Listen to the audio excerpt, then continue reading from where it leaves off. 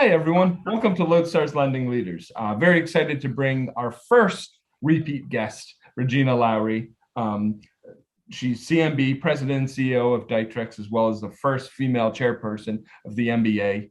For those of you who didn't listen to our first podcast on Lodestar's Lending Leaders last March, I highly recommend it. We had a great conversation about all things mortgage related, but hopefully a lot more on the table for us to talk about still today. So Regina, thanks so much for coming on. Oh, Jim, thanks for the invitation. Absolutely.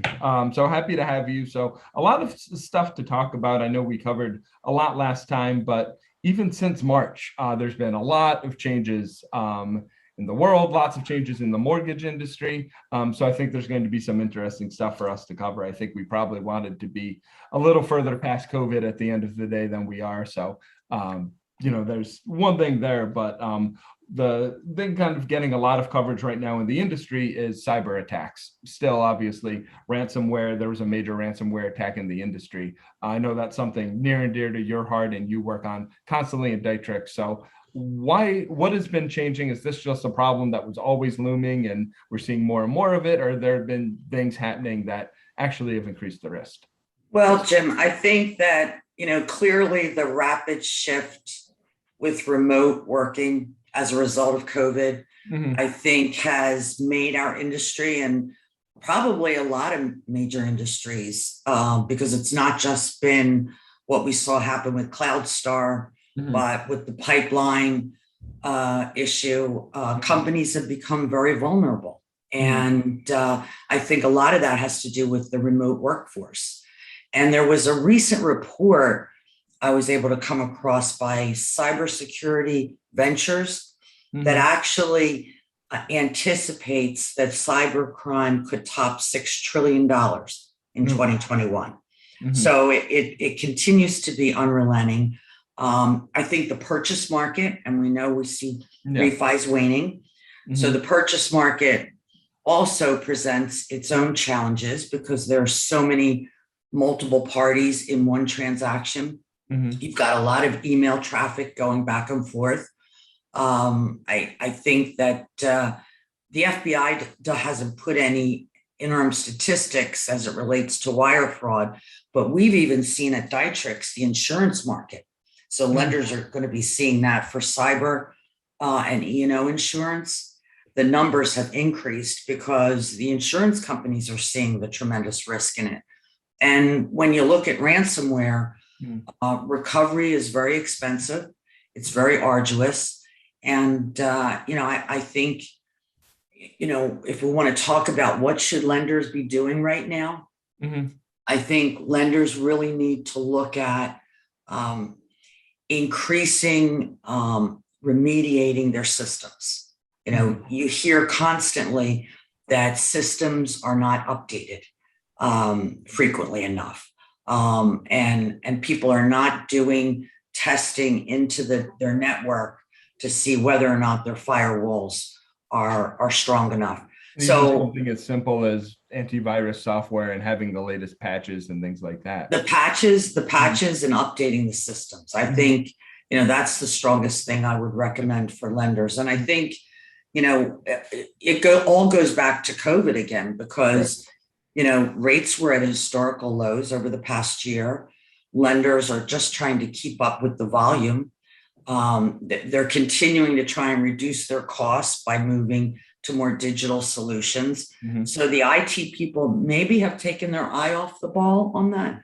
Do you think that that kind of fatigue has been part of the reason where you've seen an increase in cybercrime, of just people trying to do so much and so many files? And even now in the summer, people are taking vacation. And I know from talking with you in the past that vacation time and out of office messages is actually a trigger that a lot of hackers look for. Yeah. And as I mentioned before, in a purchase market, you and I have talked about this. The lender's network can be secure, but everybody that they're communicating with, i.e. the realtors, the closing agents that you're dealing with, most of them are operating on unsecured networks, and that's how a lot of the cyber criminals. But as far as the ransomware is concerned, that's even a bigger issue. So I think it's a wake-up call for our industry.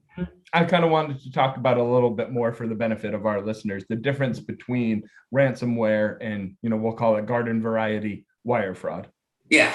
And the garden variety wire fraud is also very expensive, but right. And probably a lot more prevalent. Yeah, the difference is, it's what happened with CloudStar and the impact it had on our industry. That was attacking, hundreds, if not thousands of closing agents in this country that were shut down to enable to do business, right?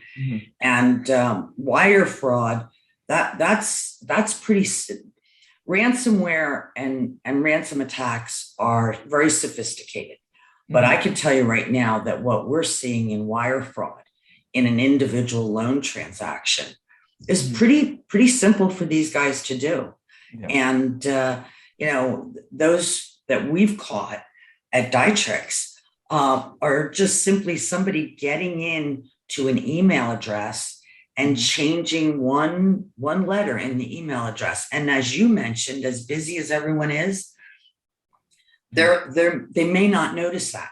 They're trying, they're getting through end of month. They're, working, some of them long hours, late nights, weekends. And there is fatigue. I think that's a good way to put it. And so you really can't take your eye off the ball. And it's a wake-up call, I think, for our industry. And a ransomware attack is a big ticket item because they're putting down a whole system and saying, you pay this money or none of your clients can work or your government can't work or whatever it is. Right. A successful wire fraud can get $5,000, $10,000, $100,000, even more for a single transaction. Just one thing I saw even in this happened to my sister in a slightly different industry. She was going to renting a house on Nantucket for a bachelorette party, and they got an email from who they thought was the landlord, wired the money to someone else, and that deposit was just gone. And then they couldn't even hold the house, and there was issues there. But it's just crazy how people are able to identify transactions where money is changing hands like that. And there's an opportunity for fraud. And I think in our industry, there's so much email communication, right? In just one loan transaction, whether you've got it from the realtor to the loan officer, the loan officer to the realtor, and then the closing agent back and forth with the lender before closing. There's multiple, it's not just one, getting in at one spot. There's multiple opportunities. And sometimes those cyber criminals are in the transaction throughout the whole process. They don't just jump in at the end. They've been watching it. They know from point of sale when the agreement of sale is executed, and that goes back and forth in emails. And look at how you wait for the right time, the day before closing, everything's gone. The email, like I was saying before, if someone's out of office, you can email as the person who's covering for them out of the transaction. So, timing. And honestly, if you're going to make 10 grand on one transaction, you can spend some time doing it. So and those that we've seen, and you can talk to the FBI. The average loan amount is, depending on what part of the country, it could be anywhere from $250,000 to $350,000 a loan, right? And the lender's wiring that money, and in most instances, a lot are validating it, or at least they believe they're validating it. But when you get that email, you don't know if the phone number on that email that you're calling to validate is actually the closing agent's phone number. So always call the number online for the closing agent, call the number you have before. Like that. Have you seen lenders kind of tightening their criteria over the last few months for title agents? Like, what changes have you seen since we last spoke at Dytrix about what lenders are doing to, really tighten up on these types of issues?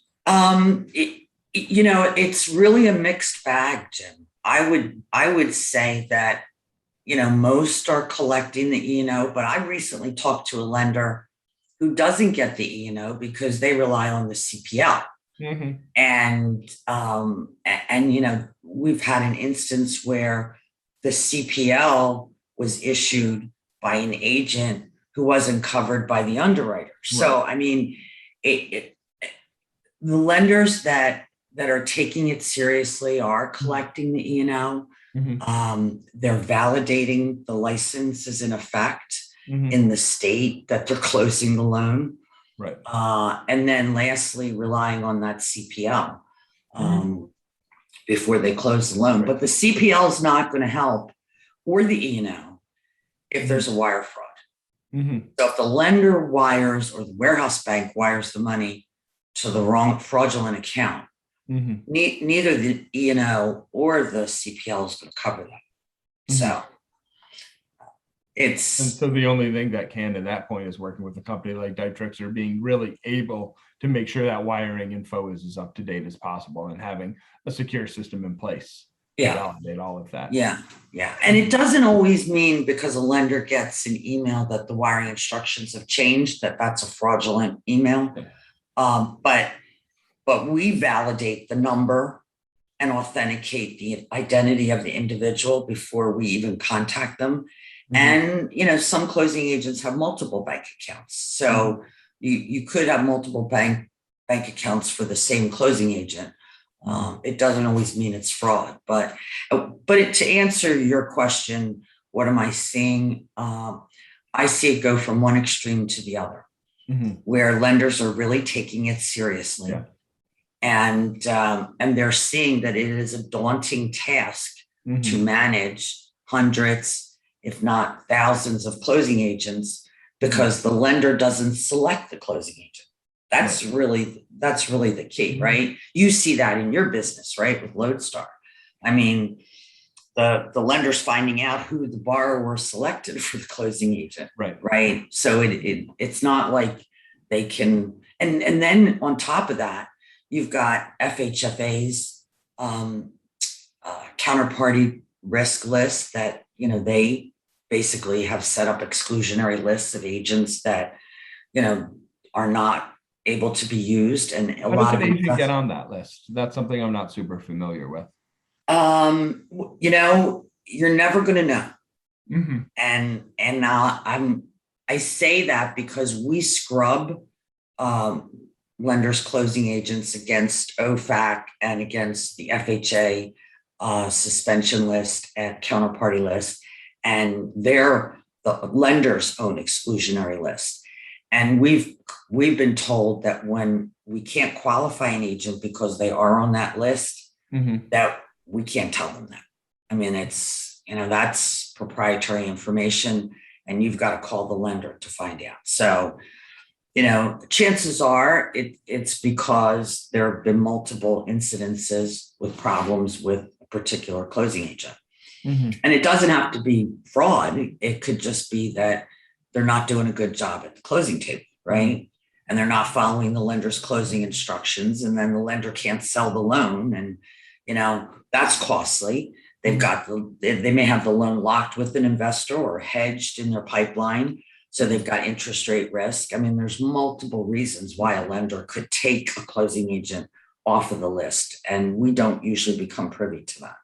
Got it. Yep. Understood. One thing we've been seeing, to your point, on our end is the lists that title agents that lenders have are growing and growing, mainly because of the shift to the purchase market. So as the borrower, as a real estate agent, can pick who does title, you're dealing with so many more companies, and the risk just rises exponentially. That's actually one of the reasons that we partnered recently with Dytrix. One thing I know we're both really excited about, because we just got asked constantly of, can you make sure these people are verified? It's great to have their fees, but I need to know if they're valid. I need to know, I can't just rely on my team to vet them. There's 800 people here. What can we do? So I think that was just the adjacency and how those things kind of tied together, made a lot of sense. So I would love to hear kind of more how you see the partnership working and kind of other things that you've been seeing from your end.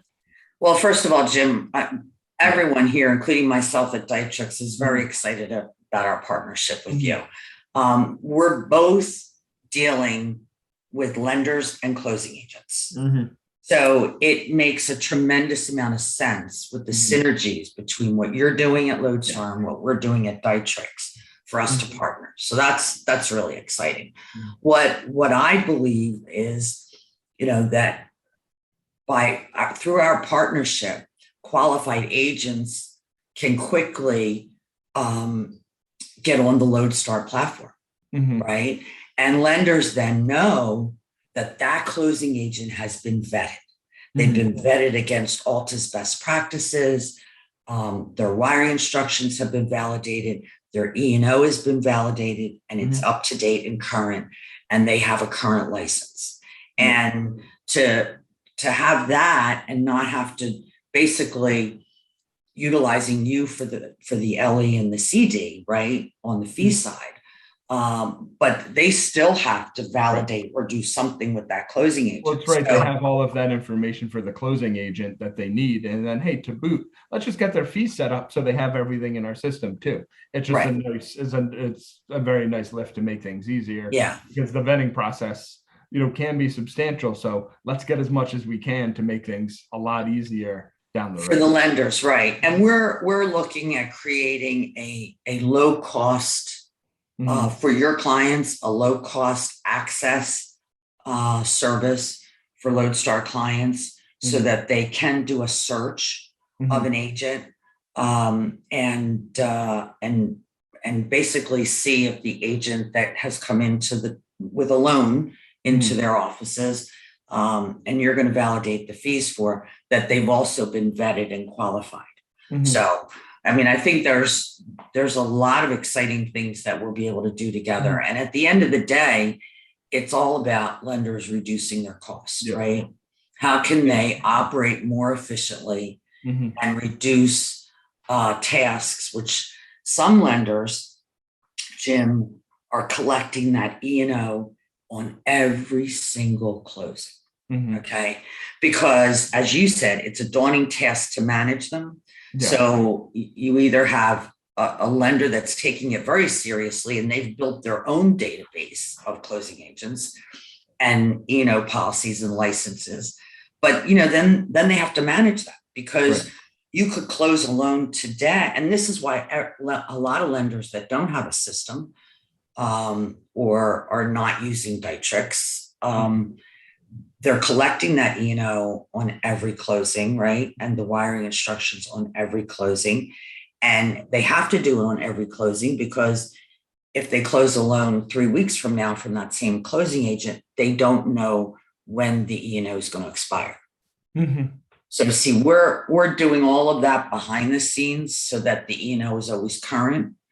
And if there's any change in wiring instructions, they reach out to us, the lender, instead of contacting the closing agent directly or emailing the closing agent. So, yeah, I think both of our companies, are working with lenders and closing agents. Our goals are quite similar. I think we're trying to help lenders enable a secure transaction, know your counterparty that you're dealing with, mitigate the risk of any mistakes as it relates to the fees. And since they have no control over picking that closing agent, I think what we can do together for them is just going to create tremendous amount of efficiencies. And you and I think we talked to one of your clients about that saw, wouldn't that be great if we could? We did. Yeah. We talked to one of our mutual clients, and I think even with a relatively small list comparatively, they automatically saw the value of, we don't have to deal with this stuff as it changes. We, trust Dytrix to keep account of all of this. We love having the fees in with Lodestar. So let's get them talking to each other and save ourselves some aggravation. One of the things we really push at Lodestar is the idea of creating clarity in the process, from upfront fee disclosures to knowing valid licensing information to your lender. So I think it's something that's really going to be helpful. I love the idea of having kind of that searchable function, because even if we set up 800 title agents for a medium-sized lender, someone's going to say, hey, my Uncle Steve is going to close this loan for me. So we need to get him set up. Right. And then you're able to go into the law office of whoever and make sure that he's in the system, which is going to happen, especially more and more kind of in this purchase market. Yeah, I totally agree. There's the pros and the cons. The pros are, we're seeing an increase in the purchase market, right? But that also poses a lot of risks that you don't necessarily have in your refinance transactions. So as a mortgage executive, as someone who has run a large mortgage company, looking at a shift to a purchase market like we're dealing with now, how do you view that? How do you feel people are changing right now as that's getting more competitive? I mean, we talked about the fact that the vendor approval process is going to increase versus a refi market, but how else is that going to affect, your organization looking forward the next year or so? Well, we see the purchase market increase. Well, first of all, we talked about all the cybersecurity risks, right? I don't see that going away anytime soon. I think companies are still dealing with the challenge of getting people back in the office, getting them back to work and away from remote working at home. But so I don't see the cyber security risks going away. And then you couple that with an increase in the purchase market and the multiple parties in one transaction that are constantly communicating.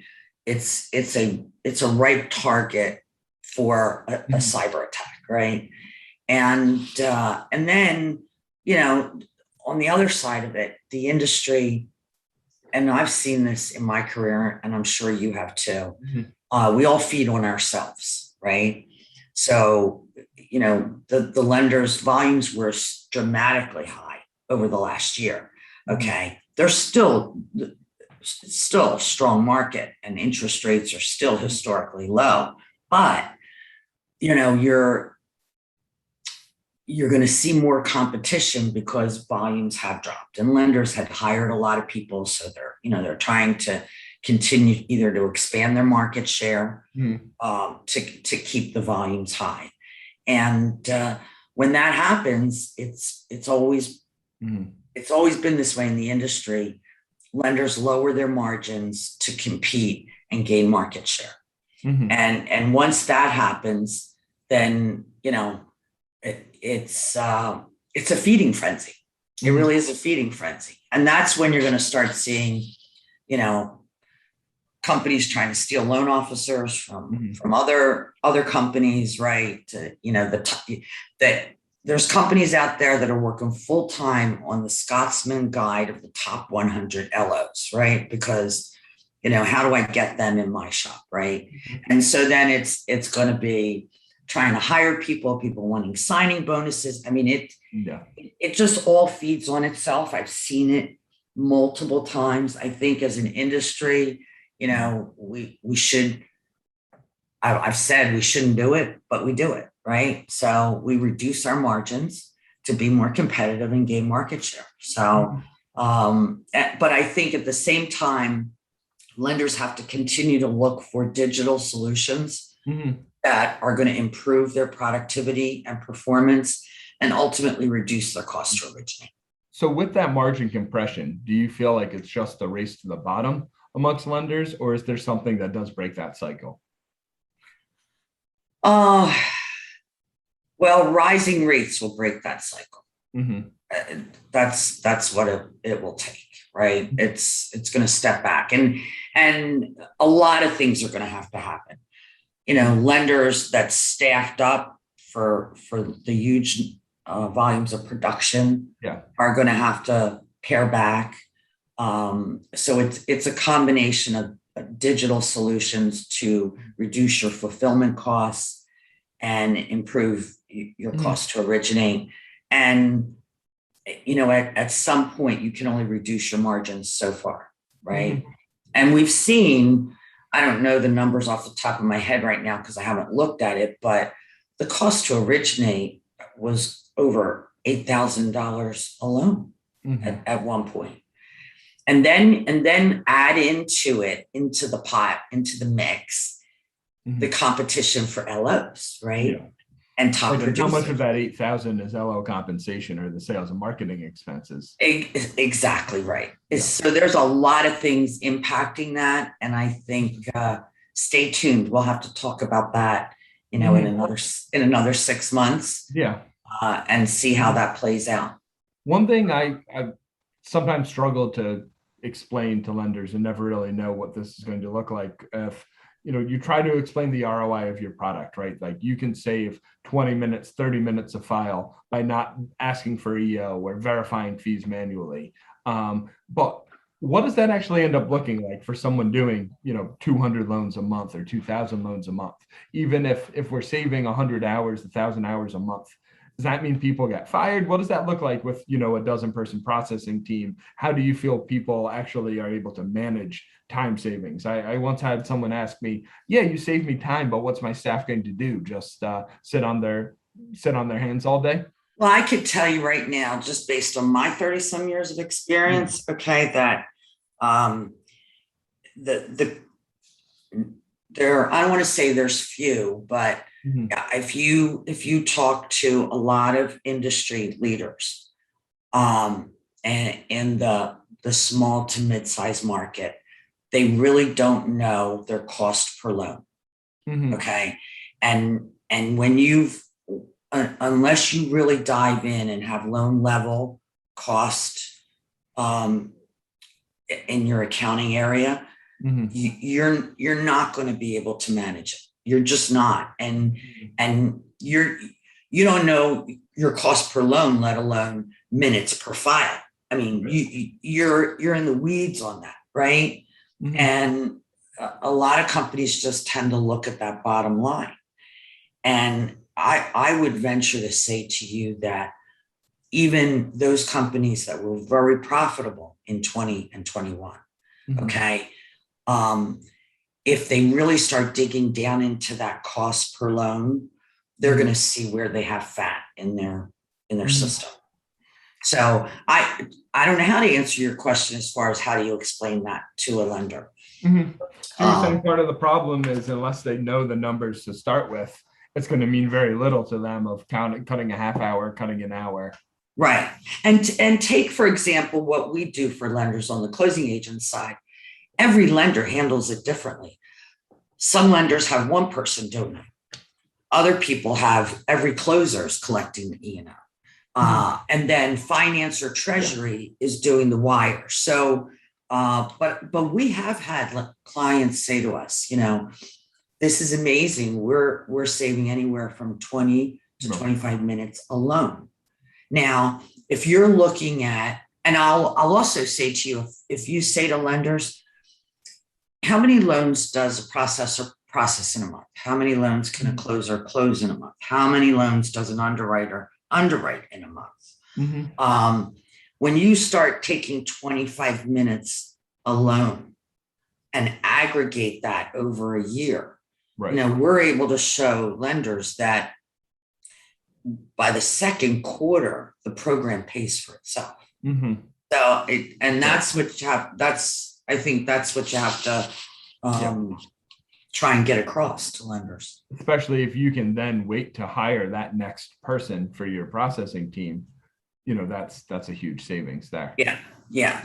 And I strongly urge lenders to really at least start to develop a loan level accounting from a finance perspective to look at it.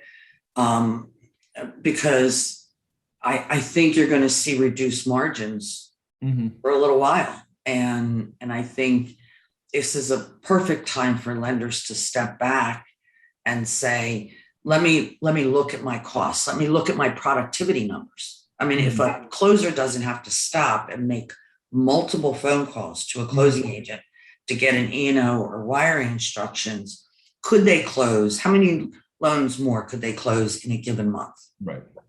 If you take that away from them.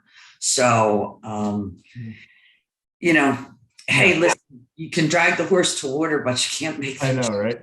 They, one thing that we see is our version of that is people will have loan officers disclose or pull fees or do things like that versus have a centralized disclosure desk.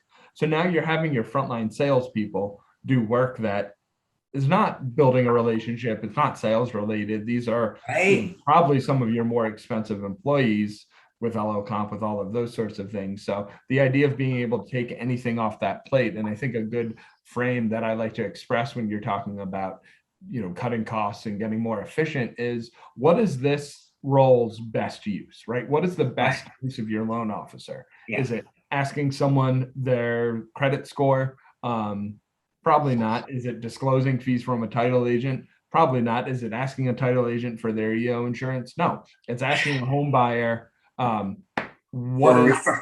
are you here, right? What is the purpose of this refi for you?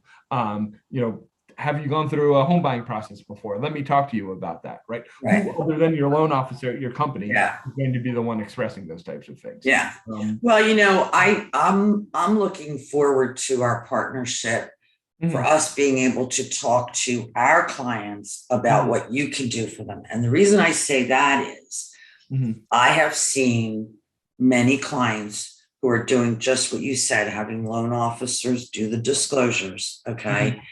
And then on the back end, there's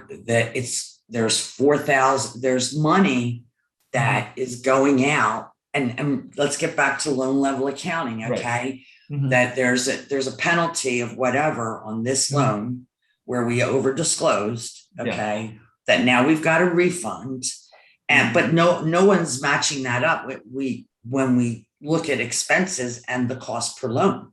So your service, if you're talking about, that kind of a mistake, and I have seen those kinds of mistakes, or they just didn't disclose, right? Your program would pay for itself.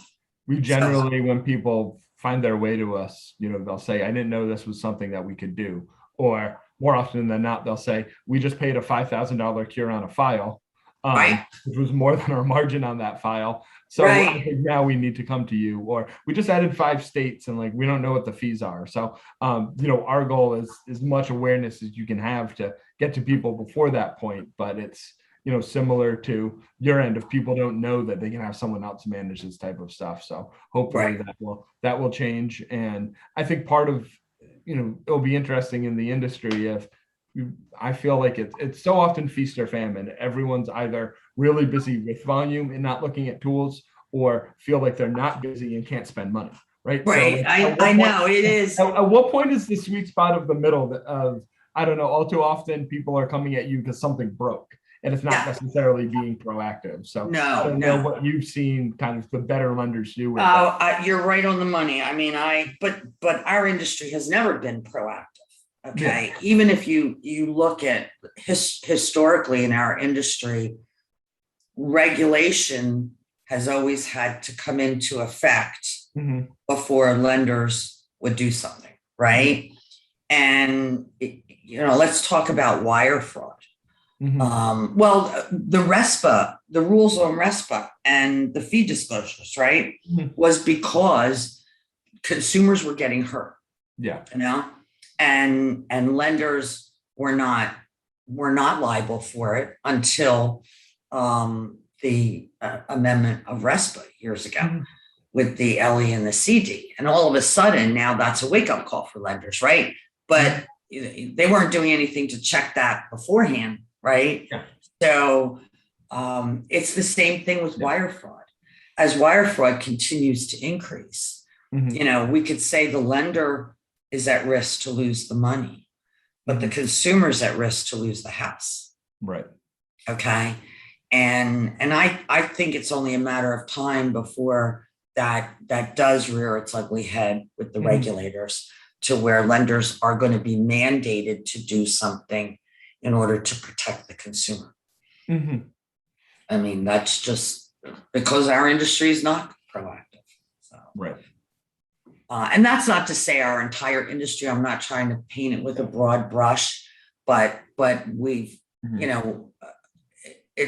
I think it's something that I've seen for years that, lenders are trying to, improve their bottom line, increase their production. I'm too busy to talk about that right now. Right. Yeah. And like you said, and then volume drops. Well, I can't afford to do that now. And so then they get to you and they go, oh, okay, I need this yesterday. Yeah. Yeah. Right. Exactly. I'm sure you go through that too. Yep. Right. Yep, constantly. But, I usually chalk that up to a good problem to have. Yeah. And we talked a lot about kind of the traditional cycles of the industry, regulation forcing change, margin compression. What things do you see actually changing coming out of COVID? I know a big one is always, what does conference season look like? What is marketing? What does people coming back to the office look like? Do you see that having kind of a long-term effect on the industry? I do. I think it's going to have an impact on a lot of industries. I think that, you know, getting on a plane every week to travel to meet customers face to face when we can do a call like this and maybe have multiple people on the call. That I think a lot of companies are going to do that. I know myself that I can touch more prospects and customers in a given week like this versus getting on a plane. I mean, I can't tell you how many times. I mean, I could go before COVID. Rick and I were in Texas, and we hit 4 companies in 1 week. But how many more could I do from my office at home, right? Or in the office. And I also think that customers and prospects appreciate that because, they can do it on their time and not have to have, someone coming into the office. I think if they're even in the office in the first place. If they're even in the office. And that's another whole challenge that I think, I don't know where that's going to come out, because there's so much back and forth on the vaccine and did you have the vaccine? And, and our employer is going to say you have to have the vaccine in order to come to work. And you've got people that haven't had the vaccine. So I know we have employees that don't want to come into the office if someone doesn't have the vaccine. Yeah. If every employee has to have the vaccine. So I think that's still fluid, Jim. I think that's going to change. I think conferences, now that's a different story because, I've always gotten a lot of value out of conferences and where you can meet face to face with people and they're out of the office. So they're relaxed and they can sit and talk to you and, not have 20 interruptions or their phone ringing in their office. Right. So, it looks like right now, National MBA is going to be live in San Diego. And that's a conference that, I think a lot of lenders get a lot of benefit out of. So that's a big one right now. That's live. I am speaking at the NS3, which is the National Settlement Service conference in Naples in the end of this month. And right now that's still live. Yeah. And the Eastern MBA, Bob Levy's conference is in October. That's going to be live. There's some regional ones down in Maryland we're already signed up for as well, coming up in October. I think there's, to your point, there's people who really want to be at conferences, really want to be back in the office, and people who don't, right? So I think now maintaining that flexibility with hybrid or digital conferences versus in person, remote work versus non-remote work, I think that's going to be the kind of the interesting balance going forward. Yeah. The challenge is, it's a moving target right now with the Delta variant. I mean, I keep thinking, I bought tickets for a concert to see Michael Bublé. It was August 28th. Bought them in July and the concert got canceled. Yeah. It's got rescheduled. So, I think it's going to be one day at a time until we really see where it ends up. But yeah, absolutely.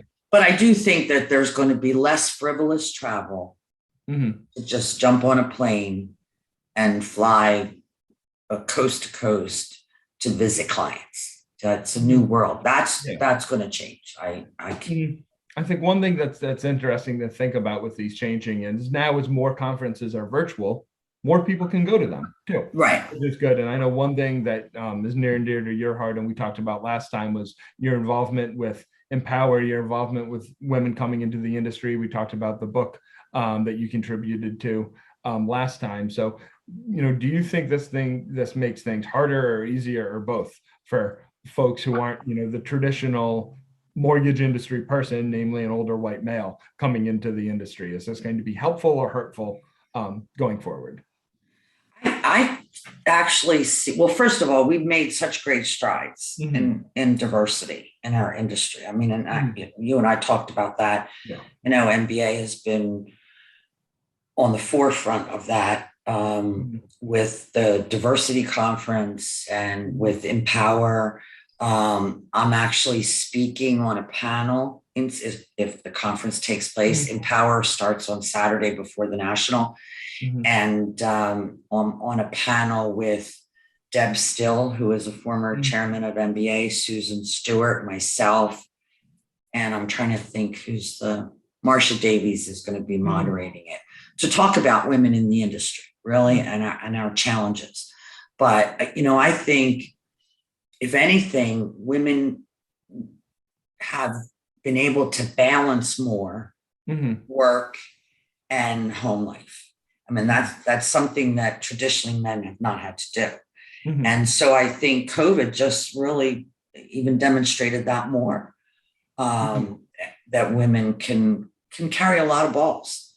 And I continue to hear there's the SEC is strongly urging public companies to look for women representation and minorities on their board of directors. So I think it's slow, but there's progress being made.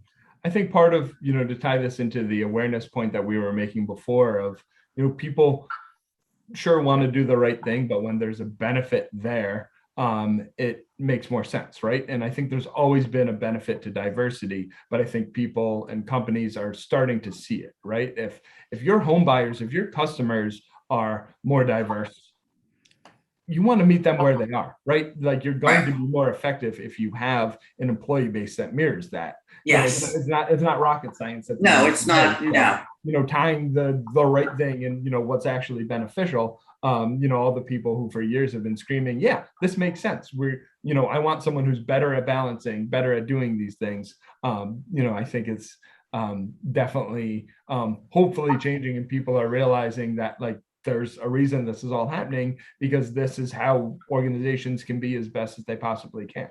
Yeah, I agree. And you hit a good point when you talked about your customer. I mean, if you look at the increase in Hispanic, Asian, and African American in the purchase market, okay, having your company mirror your customer is really important. I think we talked about that on the last call, where you could have a company that like Samsung that sells refrigerators, or washers and dryers, and I don't know too many men that's on their top of the list of things to buy, and they may not have a woman on their board. So it's, I think it's important. Right. And people buy from who they're comfortable with, in some cases who they see themselves in. Yes, exactly. You had made the point about, people realizing what women can juggle. And I think a lot of people who used to travel 300 days a year and were at home for a year and a half started to realize things very quickly. I had a colleague of mine who, she was traveling for work before COVID, and she typically does the school drop-offs for her daughter, and her husband, to handle what she would do on a normal day, took a day off work for a mental health day. Mental health day? That's my normal work day. What the hell, man? Right. Exactly. Yeah. It's good to hear a gentleman like yourself recognize that. So it's, you got to laugh a little bit, but it's, hopefully that awareness across the board is slowly but surely increasing. Yeah, I think so. Yeah. Well, always a pleasure to have you. Very excited about the partnership. Is there anything else you you want to mention that we didn't quite get to here, or where people can find No, you? I think we covered a lot of ground, Jim. I really Yeah, do. we And always do. Yeah. yeah, I appreciate the opportunity to be on your podcast for a second time. Yeah. And I'm really excited about the partnership. I Yep. think together we're going to be able to do a lot for lenders. Oh, absolutely. Well, excited to roll it out and keep on going into 2022. Yes, Okay, exactly. thanks so much, Regina. You're welcome. Take care, Jim. Bye-bye. Thank you for listening to Lodestar's Lending Leaders. I'd like to give a special thanks to Brian Rieger and Elena Gardner, who help us create this podcast every week. Please remember to like and subscribe the podcast wherever you listen to it. It helps us a lot. Thanks. Talk to you next week.